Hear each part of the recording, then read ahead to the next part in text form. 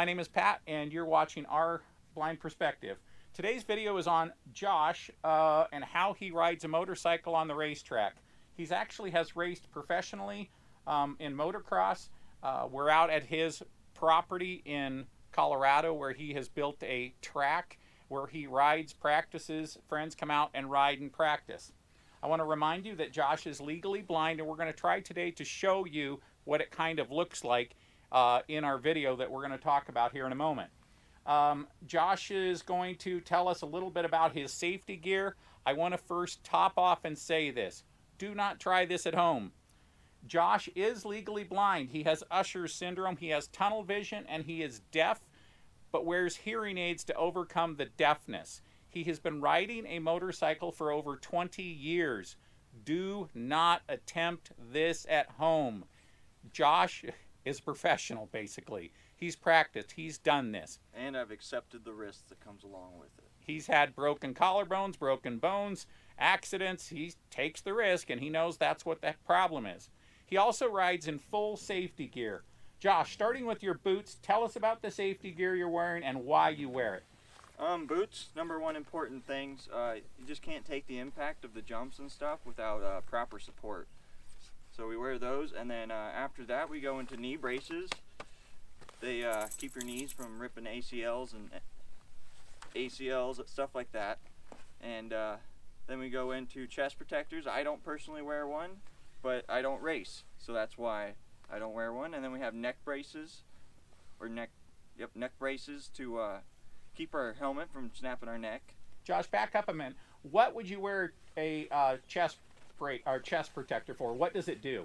It basically keeps your body from bruising up from the roost from other riders. So if a rider is running in front of you and throws rocks or gravel or dirt up and that hits you in the chest, you don't get hurt?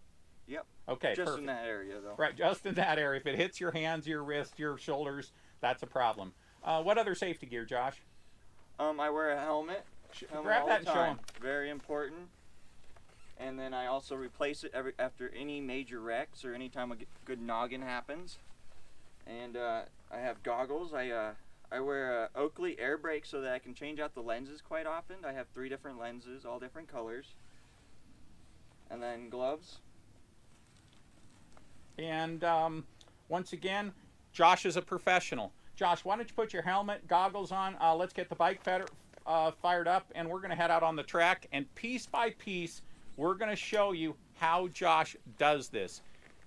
It is not the way a normal rider does it. It appears that he's doing it normally, meaning he's on a motorcycle, he's going around the track, and you're like, oh, that dude's not legally blind. It's not true. He's doing it different, and today we're going to show you how he does it. He's getting ready to warm his bike up.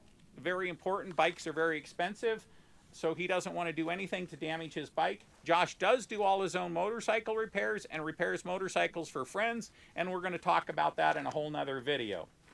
Okay, he's hopping on the bike, kicking the kickstand up, and swings his leg over. A lot of suspension on this bike. He's going to fire the bike up, and we're going to go out on the track.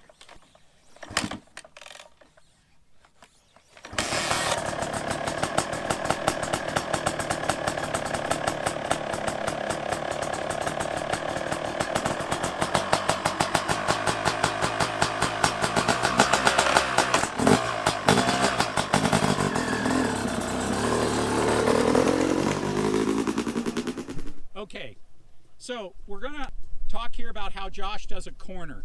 The first thing he's looking for is what are called braking bumps coming into the corner. He's going to feel those. That is where other riders have downshifted or hit their brakes and they're coming into the corner, and it creates little bumps that he can feel in his suspension. Next, on this corner, you can see the shadow out in front of us in the center of the frame. That shadow is indicating to him the apex of the corner, because just past that, though there's a little bush there, is where the sunlight is hitting the outer part of the corner. So what he does is he first feels the corner through the suspension, sees the corner through the shadow, and then completes the corner. And we're going to give you step by step of how we do that. What he's going to do right now is he's going to come by with what's called a sight lap. Blind guy like him calls it a blind faith lap because he's not seeing it like sighted riders do. So here he goes with his blind faith lap.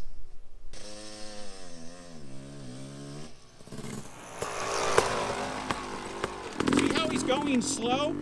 You can't tell it, and we're going to show you how he sees, but what he's doing is going slow. He's memorizing the track, literally, because he can't see far enough in front of him.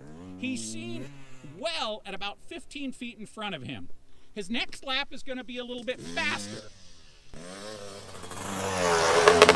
of a medium speed, and you can see a little bit of a rooster tail as he comes off the backside and is accelerating out of the corner into a straight stretch.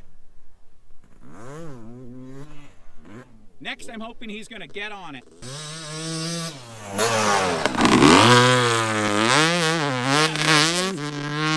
He's getting on it. You notice how that bike slid sideways a little bit as he gets into the throttle in that soft sand?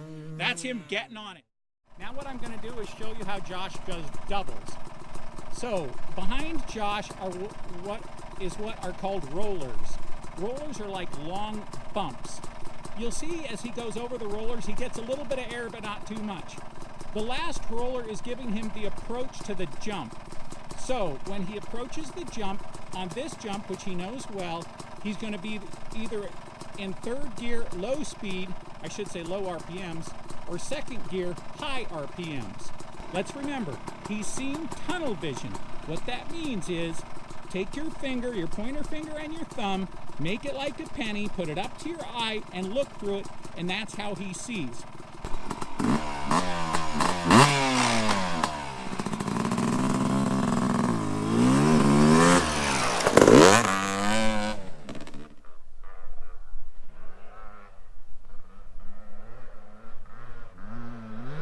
Okay, here he comes. He's going to come across the whoops.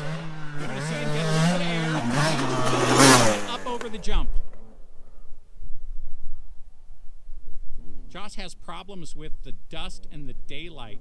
In fact, it's about 2 o'clock here in Colorado, and the sunlight is in about an hour and a half. The sunlight's going to create shadows, and he's not going to be able to see very well. What he does, he mentioned he has goggles. His goggles have replaceable lenses. The reason he has replaceable lenses is so he can pick the color of lenses that are working best for the lighting conditions. Still, no matter what, he oftentimes sees shadows. He oftentimes is blinded by the dust if the dust is going directly into the sun, and many other things that occur. Here he comes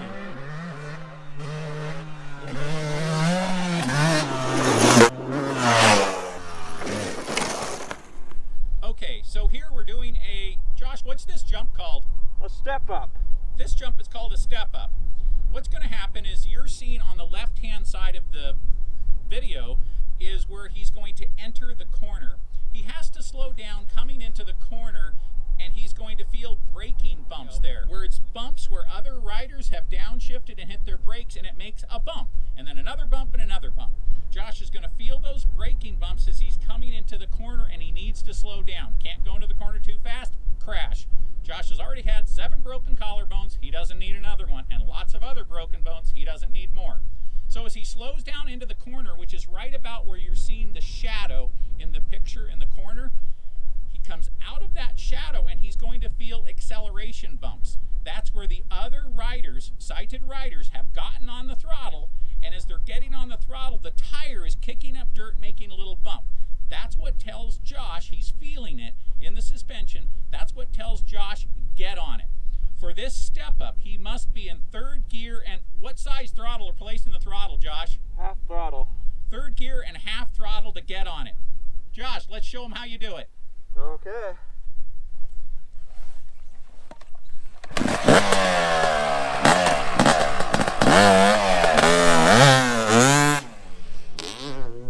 Riders, here he comes. Watch, he's coming into the corner. He slows down. He's feeling the braking bumps. He's into the corner. He's accelerating. We're going to show you the jump. You guys are going to be shocked. It's really surprising the air he catches off of this jump. And we're not even to the big one yet.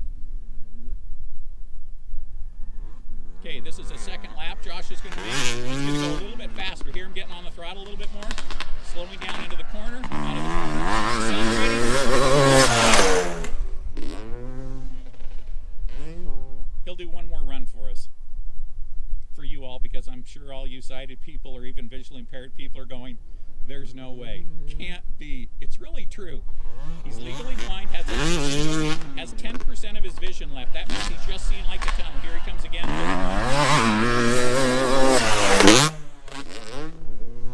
There's third run. We're going to take you and show you another position on this jump. Go, Bruce. Hey, Josh is over on the big tabletop. He's going to come down the stretch. You can probably hear him. He's going to come around a corner. He's going to do the step, which you'll see him land on the top of the step. Then he's going to hit this second jump and do a whip. Little lunatic. Here he comes again. Down the straight stretch, around the corner. We talked about acceleration bumps. He's going to come on the step. And now he's going to do a whip. And again, I think he's a freaking lunatic. Okay, these are what are called whoops. It's like one bump after another after another. Most riders can see these. Josh can't really see these. So he has to make sure he's holding onto the bike with his knees, his hands, has a really good position so he doesn't get kicked out. The way that most riders do it, sighted riders do it, is they kind of land like a teeter-totter and they're like bouncing over the tops of them. You don't want to go through the bottom, you're going to wreck. You're like bouncing off of the tops. Now, I got a flag to Josh to tell him to go because we don't have a mic system. To do that, I'm going to step out in front of the track and I'm going to kind of jump and get crazy because that's the only way he can see me. Here we go, Josh on whoops.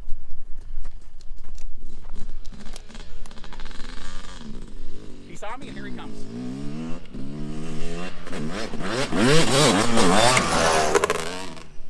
Okay, there we go, Josh on whoops. He's just going to make one run. These things kind of make him a little nervous. It seems funny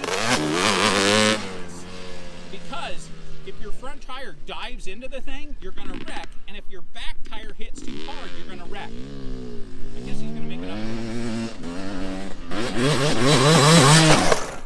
So, I'm doing Josh's camera work right now. I happen to be also legally blind with genetic optic atrophy and vision of 2400. This is my chase vehicle. This is what I'm using as a vehicle to chase, well, I can't really chase him, but to follow Josh around the track. It's a Polaris Razor, and in there is Bo the service dog. We're going to talk about him in a bit.